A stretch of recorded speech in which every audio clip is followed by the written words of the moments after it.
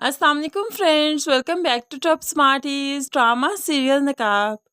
ईमान जो एक बार धोखा खा चुकी है, इसलिए बार बार किसी पर भरोसा करना नहीं चाहती। तभी तो जब बिलाल ने मजीद को ईमान के पीछे भेजा कि इसको बाहिफाजत इसके एकेडमी तक पहुंचा दो, तो ईमान को मालूम पड़ गया कोई उसका पीछा कर रहा है। तो ऐसे में वो छुप जाती है।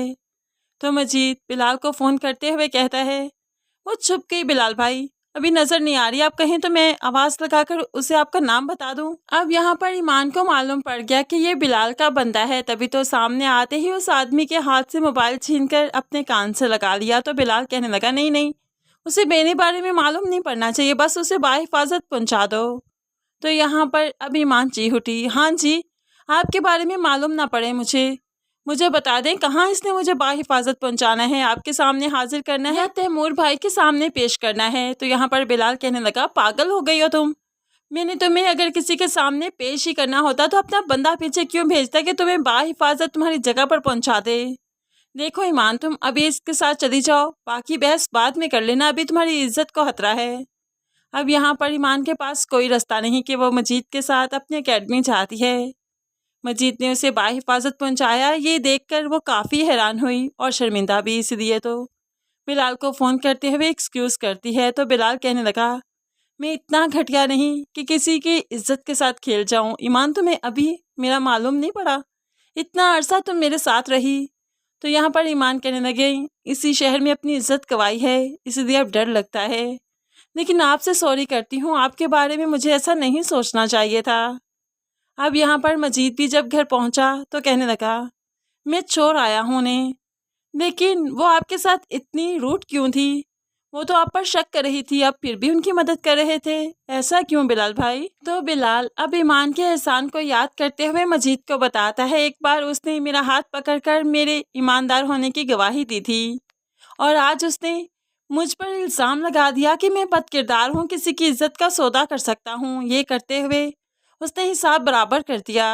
अब तो बिलाल को किसी पर एतबार नहीं रहा, क्योंकि हर रिश्ते से उसे धोखा ही मिलता है। तभी तो ठंडी आह भरते हुए कहने लगा, अब किसी से खौफजदा नहीं हुआ करता मैं, अब किसी का डर नहीं मुझे, क्योंकि अब मुझे खुद पर एतबार है और जब लोगों को मेरी हकीकत मालूम पड़ेगी तो वो मुझ पर रश करेंगे। इसलिए अब मैं किसी से खौफजदा नहीं हूँ, सिर्फ ईमान की हिफाजत करना मेरा फ़र्ज़ है, वो मैं ज़रूर करूँगा। उसके बाद तैमूर भाई की तरफ देखे तो बेचारे अपने दिल के हाथों मजबूर कतर तक ही पहुंचे। जब उनके जासूस ने बताया कि वो साकिब के साथ शायद कतर चली गई है, शायद उसका निकाह भी हो गया। अब तो तैमूर को बहुत गुस्सा आया, कतर पहुंच तो गया लेकिन उसे वहां पर ईमान नहीं मिली। तभी तो फौरन वापस आया और साकिब के घर आ गया। यहाँ पर उसकी माँ से कहने लगा, ईमान और साकिब कहाँ हैं? तो यहाँ पर माँ बताती है, साकिब तो नौकरी के सिलसिले में गया है कतर, ईमान का मुझे नहीं मालूम। तो यहाँ पर अब तैमूर कहने लगा, झूठ बोल रही हैं आप, नौकरी की वजह से वो तो गया है, साथ निकाह करके ईमान को भी ले गया। क्या नौकरी के लिए शर्त थी ईमान को साथ ले जाना, और वो भी निकाह करके? अब यहाँ पर माँ तो नहीं जानती, इसलिए माँ शॉक्ड हो गई। नहीं, ऐसी कोई बात नहीं, अगर निकाह करना होता, शादी करनी होती, साकिब बेटा मुझसे कहता, वो मुझसे दिल की हर बात करता है, वो ईमान को पसंद ज़रूर करता है, लेकिन अभी तक निकाह नहीं हुआ। लेकिन तैमूर यहाँ पर किसी की बात नहीं मान रहा, क्योंकि उसे वही सच लगता है जो उस आदमी ने बताया, और उस आदमी ने यही बताया कि ईमान का साकिब से निकाह हो चुका है। इसलिए अब तैमूर काफ़ी परेशान रहता है। दूसरी तरफ माँ जो कि अपनी बहू पर हावी होने के लिए कहने लगी, मेरा बेटा शेर है, शेर, और तुम जानती हो ना, शेर पर हर किसी की नज़र होती है। लैला जो कि तलाक लेकर बैठ गई, इस शेर पर तो उसकी भी नज़र होगी, इसलिए तुम अपने शौहर को अपने काबू में रखो। तो यहाँ पर ज़ारा मुस्कुराते हुए कहने लगी, ताई जान, वो शेर तो हैं, सर्कस के हैं या फिर जंगल के, घास तो नहीं खाएंगे ना, क्योंकि शेर सर्कस का हो या जंगल का घास नहीं खाया करता। इसलिए मुझे लैला से कोई टेंशन नहीं, टेंशन तो मुझे ईमान से थी, वो अब यहाँ से चली गई, लेकिन उसकी टेंशन तो मैं अभी भी रखती हूँ। लेकिन ये लैला वैला कोई भी अहमियत नहीं रखती मेरे सामने, क्योंकि ज़ारा जानती है कि ईमान ही उसके लिए खतरे का साइन है, क्योंकि तैमूर ईमान पर दिल हार बैठा। लैला की तरफ तो वो तकता भी नहीं, लैला को तो वो घास नहीं डालता।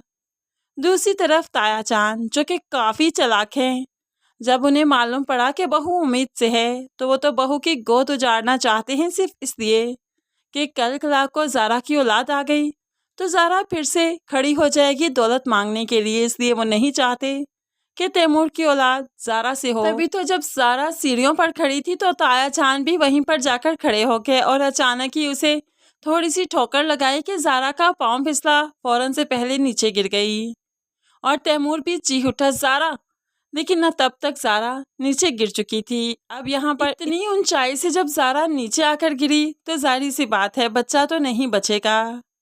अब यहाँ पर फिर से ताईजान और लैला का खौफ ज़ारा पर तारी हो जाएगा कि किसी भी वक्त लैला तैमूर को अपने जाल में फंसा सकती है। बेशक ज़ारा को भी खुशियाँ रास नहीं आ रही। दूसरी तरफ ईमान जो कि अपनी एकेडमी में बच्चों को भी पढ़ा रही है, साथ में खुद भी पढ़ती जा रही है और आखिरकार वो एक दिन बिलाल के जैसे काबिल इंसान बन जाएगी, सीए कर लेगी, क्योंकि ईमान का शौक था सीए करना, ऑफिसर बनना, गवर्नमेंट जॉब करना। और ऐसे में वो इस तरह से सबके सामने आएगी कि सब दंग रह जाएंगे। अभी तो बिलाल की एंट्री होगी, उसके बाद जब ईमान की एंट्री होगी सबके सामने तो जाहिर सी बात है तैमूर जैसे शेरों की भी बोलतियाँ बंद हो जाएंगी, आंखें खुली की खुली रह जाएंगी।